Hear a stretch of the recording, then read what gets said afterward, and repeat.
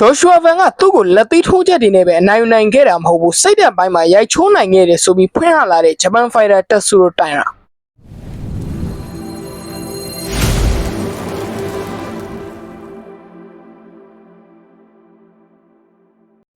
ာအားလုံးပဲမင်္ဂလာပါ Martial Academy Channel ကနေပရိသတ်အားလုံးကိုကြိုဆိုပါရခင်ဗျာကျွန်တော်တို့ Martial Academy Channel ဆိုရင် MMA လောကရဲ့နောက်ဆုံးသတင်းတွေ One Championship UFC စရှိတဲ့သတင်းတွေနဲ့မြန်မာကိုယ်စားပြု fighter တွေရဲ့ထူးခြားတဲ့အကြောင်းတွေကိုပုံမှန်တင်ဆက်ပေးနေတဲ့ channel လေးဖြစ်ပါဒါကြောင့်မလို့ MMA လောကကိုစိတ်ဝင်စားတဲ့ပရိသတ်တွေဆိုတော့ကျွန်တော် channel လေးကို like and subscribe လုပ်ထားဖို့မြတ်တာခံကြပါတယ်ခင်ဗျာဟုတ်ကဲ့ပါကျွန်တော်ဒီနေ့ပရိသတ်တွေစီကိုချပြခြင်းတဲ့သတင်းကတော့ Joshua Van ကသူ့ကိုလက်သီးထိုးချက်တွေနဲ့ပဲအနိုင်ယူနိုင်ခဲ့တာမဟုတ်ဘူးစိတ်သက်ပိုင်းကိုပါရိုက်ချိုးနိုင်ခဲ့တယ်ဆိုပြီးဖွင့်ဟလိုက်တဲ့ဂျပန်ကိုစားပြု fighter တက်ဆူရိုတိုင်ယာနဲ့ပတ်သက်ပြီးပြောပြခြင်းတာဖြစ်ပါလေ Joshua Van နဲ့တက်ဆူရိုတိုင်ယာတို့ကပြီးခဲ့တဲ့မေလမှာကျင်းပခဲ့တဲ့ UFC 328ပြိုင်ပွဲမှာ main event နေရာကနေရင်ဆိုင်ထိုးသက်ခဲ့ကြတဲ့Joshua Van ရဲ့ပထမဦးဆုံးချိန်ချန်ပီယံကပတ်ကြီးကိုကာကွယ်ခဲ့တဲ့ပွဲအဲ့ဒီပွဲမှာတစ်ဖက်ကတက်ဆူရိုတိုင်ယာကလည်းစွမ်းဆောင်ရင်ကောင်းနေမြင့်တက်ပြီးတော့မှချန်ပီယံစင်ခေါ်ခွင့်ရခဲ့တဲ့ fighter စိတ်သက်ပိုင်းကအမြင့်ဆုံးရောက်နေတဲ့ fighter တယောက်လို့ပြောလို့ရတယ်ဗျာတစ်ဖက်က Joshua Van ကြပြန်တော့ accident ပုံစံမျိုးအနိုင်ယူပြီးတဲ့အနေထားချန်ပီယံကပတ်ရထားတဲ့အနေထားမှာတက်ဆူရိုတိုင်ယာကတကယ်ကိုခက်ခဲတဲ့ပု္ပ္ပစာတစ်ပုဒ်ပဲဒီပု္ပ္ပစာကိုတေချာပေါက်ဖြည့်ရှင်းနိုင်မှရမယ်ဖြည့်ရှင်းနိုင်မှသာ Joshua Van ကချန်ပီယံအစစ်မှန်ဆိုပြီးတစ်ကမ္ဘာလုံးကအတိမတ်ပြုကြမဲ့အနေထားဖြစ်နေတယ်အဲ့လိုနဲ့ Joshua Van ကပွဲတဲ့ရောက်တော့ပထမချီဒုတိယချီတွေမှာနိုင်ခဲ့တယ်ဒါမဲ့ဒုတိယချီမပြီးခင်မှာ10 second လောက်အလိုမှာ Joshua Van ရဲ့လက်သီးထိုးချက်တစ်ချက်ကတော်တော်ထိထိမိမိပြင်းပြင်းထန်ထန်အောင်ပဲတက်ဆူရိုတိုင်ယာမျက်နှာထဲဝင်နေအဲ့လိုမျိုးနဲ့တက်ဆူရိုတိုင်ယာနော်တောင်းကျသွားတယ်ပွဲတော့မပြတ်ခဲ့ဘူးတတိယအချီမှာ Joshua Van ကရှယ်ကိုကြိတ်တာ5ချီမြောက်မှာ Joshua Van ကအလဲထိုးနဲ့အနိုင်ရရှိသွားတယ် Joshua Van ကတော့တကယ်ကိုထိုက်တဲ့တဲ့နဲ့ကိုချန်ပီယံကပတ်ကြီးကိုကာကွယ်ပြနိုင်ခဲ့တယ်သူကတကယ် flyweight တန်းရဲ့စစ်မှန်တဲ့ချန်ပီယံတယောက်ပါဆိုတဲ့ပုံစံမျိုးကိုလည်းသက်သေထူပြနိုင်ခဲ့တာကိုကျွန်တော်တို့ကတွေ့ရပါတယ်တစ်ဖက်ကတက်ဆူရိုတိုင်ယာရဲ့အနေထားကိုလေဒီနေရာမှာမေ့ထားလို့မရဘူးဗျာတက်ဆူရိုတိုင်ယာဘက်ကကြည့်ရင်လည်းသူ့အတွက်ပေးဆက်မှုတွေကအရင်ကများလွန်းနေဂျပန်ကနေသူ့အနေနဲ့3လပိုင်းကြော်ကလေးကနေထွက်လာခဲ့တယ်အမေရိကန်ကိုရောက်တယ်လေ့ကျင့်ပြင်ဆင်မှုတွေကိုတောက်လျှောက်လှုပ်ဆောင်နေခဲ့တာဒါပေမဲ့သူ့အတွက်ပေးဆက်မှုတွေကအရာမထင်ခဲ့ဘူးသူ့အနေနဲ့အလဲထိုးခံလိုက်ရတယ်ပွဲသိမ်းခံလိုက်ရတယ်မျက်နှာတစ်ခုလုံးနဲ့စုပ်ပြက်နေအောင်အထိုးခံရတယ်ဗျာဒီတော့သူလည်းတော်တော်ကြီးထိခိုက်ဒဏ်ရာရတဲ့အပိုင်းတွေလည်းများတယ်ဒါပြင်သူ့အနေနဲ့စိတ်သက်တအောင်ကြာသွားခဲ့တယ်ဆိုတဲ့အကြောင်း Gaigan Fighter ကပြောဆိုသွားတယ်ဗျာ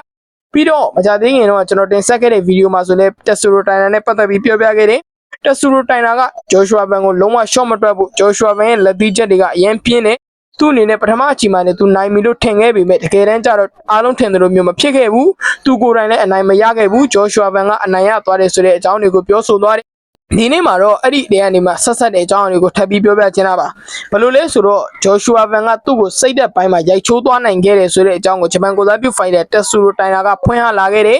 ဒီအကြောင်းနဲ့ပတ်သက်ပြီးဂျပန် fighter တက်ဆူရိုတိုင်ယာကအခုလိုပြောဆိုသွားခဲ့တာဖြစ်ပါတယ်ခင်ဗျာ Joshua Van နဲ့ပွဲပြီးမှစိတ်သက်ပိုင်းကအတော်လေးကိုရှိုင်းနေသွားခဲ့ပါတယ်ကျွန်တော်ပဲအနိုင်ရရှိပြီးချန်ပီယံဖြစ်မယ်လို့သေချာပေါက်ကိုထင်ထားခဲ့တာလေပထမအချိန်မှာဆိုကျွန်တော်သေချာပေါက်နိုင်ပြီလို့ကိုထင်ထားခဲ့တာပေါ့ဘာကြောင့်လဲဆိုတော့လုံတိုင်းဖြစ်နေတာလေဗျာသူ့ကိုအကောင်းဆုံးပုံစံနဲ့ကျွန်တော် control လုပ်ထားနိုင်ခဲ့ပါတယ်ဒါပေမဲ့တကယ်တမ်းကျတော့အဲ့ဒီလိုရလက်မဖြစ်လာခဲ့ပါဘူးအခုတော့ငါချန်ပီယံဖြစ်နိုင်သေးရဲ့လားဆိုပြီးကိုပြန်ပြီးတွေးနေမိတာပါပြန်ပြီးတော့လေကိုဒီမေးကုန်းကိုပဲထက်ကမေးနေမိတာပါချန်ပီယံကစင်ခေါ်ပွဲမှာရှုံးနေပြီးကလေးက flyweight တန်းကလည်းပုံစံပေါင်းစုံနဲ့ပြောင်းလဲနေတာပါကိုဝိတ်တန်းက fighter တွေကလည်းပုံစံပေါင်းစုံနဲ့နိုင်ပွဲတွေရနေကြတယ်သူတို့ရဲ့ပွဲတွေကိုကြည့်မိတဲ့ငါနောက်ကျကျန်ခဲ့ပြီးငါသွားပြီဆိုတဲ့ပုံစံမျိုးတွေနဲ့အတွေးတွေကခဏဝင်လာခဲ့ပါတယ်ဖန်ကမျက်နှာကိုလက်သီးချက်တွေနဲ့ပဲထိုးနှက်ခဲ့တာမဟုတ်ပါဘူးကျွန်တော်ရဲ့စိတ်သက်ပိုင်းကိုလည်းတေချာပေါက်ရိုက်ချိုးပြနိုင်ခဲ့ပါတယ်ဒါကြောင့်မလို့ Joshua Van ကတော့သူလုပ်ပြနိုင်တဲ့အတိုင်းအကုန်လုပ်ပြခဲ့တယ်ကျွန်တော်အနေနဲ့လည်းလက်ရှိမှာအကောင်းဆုံးနေပြင်ဆင်ပြီးပြန်လာဖို့ပဲရည်ရွယ်ထားပါတယ်အဆအဆုံးတေချာပြင်ဆင်နေပါတယ်ပကာဘာကြီးလည်းဖြစ်နေပါပြီဒါမဲ့စိတ်သက်ပိုင်းမှာတော့နည်းနည်းလိုအပ်ချက်တွေရှိနေပါသေးတယ်ဒါတွေကိုအကောင်းဆုံးပြင်ဆင်ပြီးပြည်သက်တွေရှိပြန်လဲရောက်ရှိလာအောင်ပါဆိုတဲ့ပုံစံမျိုးနဲ့ဂျပန်ကိုစားပြု fighter တက်ဆူရိုတိုင်ယာကဖွင့်ဟသွားပါတယ်တိုင်ယာရဲ့စကားတွေကိုကြားတော့လေတကယ်ကိုစိတ်မကောင်းဖြစ်ရတယ်ဘာကြောင့်လဲဆိုတော့လူငယ် fighter တယောက်တည်းဒီလိုမျိုးရှုံးပွဲကတကယ်ကိုမှခံစားရခက်စေတယ်ဝိုင်းရင် fighter ကြီးတွေတောင်တပွဲပြီးတပွဲရှုံးလာရင်သူတို့အနေနဲ့စိတ်သက်တွေကျလာကြတယ်ချို့ဆိုရင် depression စိတ်ကြယောဂါတွေအထိပါဖြစ်သွားတဲ့အထိကိုဖြစ်ခဲ့တယ်ဗျာဒါတွေကဥပမာတွေရှိခဲ့ဘူးတယ်ဒီနေ့မှာတော့တက်ဆူရိုတိုင်ယာကသူ့အနေနဲ့စိတ်သက်တွေတော်တော်ကျခဲ့ရတယ်သူ့အနေနဲ့ထင်သားသလိုမလုံနိုင်ခဲ့ဘူးဒါတွေတော့လည်းတကယ်ဝမ်းနေတယ်ဖန်ကသူ့ကိုလက်သီးထိုးချက်တွေနဲ့ပဲဒုက္ခပေးနိုင်ခဲ့တာမဟုတ်ဘူးစိတ်သက်ပိုင်းကိုပါရိုက်ချိုးနိုင်ခဲ့တယ်ဆိုတဲ့အကြောင်းကိုတက်ဆူရိုတိုင်ယာကပြောပြသွားပါတယ် တိုင်နာကဂျော်ရှွာဘန်နဲ့မထိုးသက်ခင်တုန်းကဆိုနိုင်ပွဲတွေတောက်လျှောက်ရနေတာ Brandon Rival နဲ့တပွဲကိုပဲ split decision နဲ့ကတ်ရှုံးမှုတာအလဲထိုးရှုံးပွဲလည်းမရှိဘူးချုပ်ကွက်ရှုံးပွဲလည်းမရှိဘူး fan နဲ့ပထမဆုံးတွေ့တဲ့အနေထားမှာအလဲထိုးရှုံးပွဲကြုံတွေ့သွားခဲ့ရတာသူရဲ့ဂျပန်ပြည်သက်တွေအားလုံးမျှော်မှန်းထားတဲ့ဂျပန်ကနေပထမဆုံးပေါ်ထွက်လာမယ့်ချန်ပီယံဖြစ်နိုင်ခြေရှိတယ်ဆိုတဲ့အိမ်မက်တွေကလည်းအဝေးကြီးကိုလွင့်ပြေသွားရတယ်အခုဆိုရင်တက်ဆူရိုတိုင်နာကသူပြောတာလည်းဟုတ်တယ်ဗျာသူ့အနေနဲ့လက်ရှိမှာ flyweight တန်းကအပြောင်းလဲတွေဖြစ်နေပြီဒီတော့သူကနောက်ထပ်ချက်ချင်းတန်းပြီး promotion ကသူ့ကိုစင်ခေါ်ခွင့်ပေးတော့မှာမဟုတ်ဘူးလက်ရှိမှာဂျော်ရှွာဘန်နဲ့ပန်ဒူဂျာတို့ကမချေပွဲထိုးတော့မယ်ဂျော်ရှွာဘန်ကဆက်ပြီးအနိုင်ရသွားမယ်ဆိုရင်နောက်မှာမန်နယ်ကတ်ကလည်းစောင့်နေတယ်ပြီးရင်တစ်ဖက်က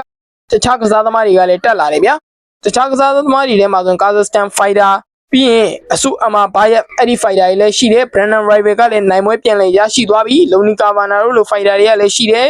ခေါ်ဂျီဟိုရီဂူချီတို့လိုဖိုက်တာတွေကလည်းရှိတယ်ဗျာဒီတော့ flyweight တန်းကလည်းတကယ်လို့မှစိတ်ဝင်စားစရာကောင်းတဲ့အခင်းကျင်းတွေရှိနေတယ်အားလုံးမထင်မှတ်ထားတဲ့ပုံစံတွေကတစ်နေ့နဲ့တစ်နေ့ပြောင်းလဲနေတာဒီတော့တယောက်ကချန်ပီယံခပတ်စင်ခေါ်ခွင့်ရပြီလို့အဲ့ဒီချန်ပီယံခပတ်အခွင့်အရေးကိုအရမယူနိုင်ဘူးဆိုရင်နောက်တစ်ချိန်ပြန်ရဖို့ဆိုတာကအချိန်တွေအများကြီးကြာအောင်ပါဒီတော့တက်ဆူရိုတိုင်နာကလည်းဒါတွေကိုတွေးမိပြီးသူ့အနေနဲ့စိတ်သက်ကြတယ်ဆိုတဲ့အကြောင်းကိုဖွင့်ရတာကိုကျွန်တော်ကပြည်သက်တွေစီကိုပြန်ပြီးတင်ဆက်ပေးတာဖြစ်ပါတယ်ခင်ဗျာ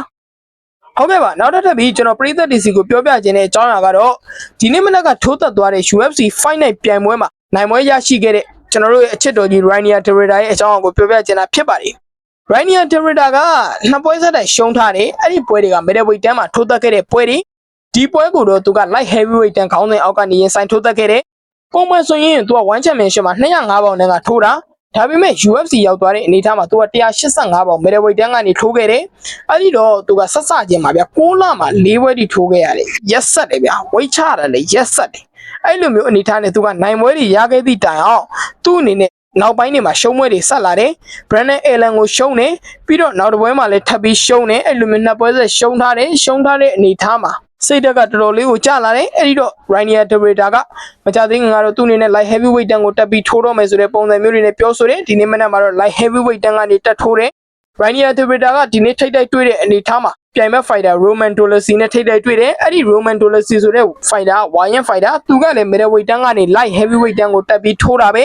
အဲ့လိုထိုးတဲ့အနေထားမှာ Rainier Derrida ကပထမအချိန်နဲ့အမှောက်သိမ့်နိုင်ခဲ့တယ်ဒါပေမဲ့ Rainier Derrida မှာကလိုအပ်ချက်တွေကတော့ရှိနေသေးတယ်ဗျဒါပေမဲ့ဒါတွေကလည်းအများကြီးတော့မဟုတ်သူကလည်းသူတဖြည်းဖြည်းနဲ့ပြင်ဆင်နေတာပဲ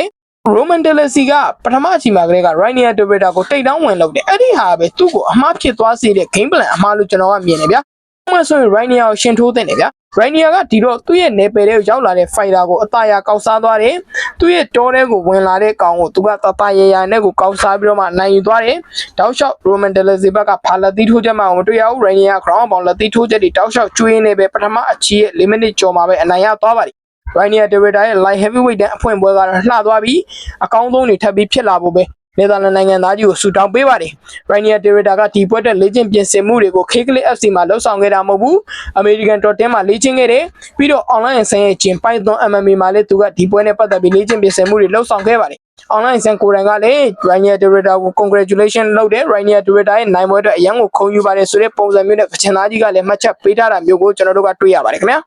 ဟုတ်ကဲ့ပါဒါကတော့ဒီနေ့မနက်ပိုင်းမှာထိုးသက်သွားတဲ့ Rainier Derrida ရဲ့အခြေအနေကိုပြောပြပေးတာဖြစ်ပါတယ်ခင်ဗျာ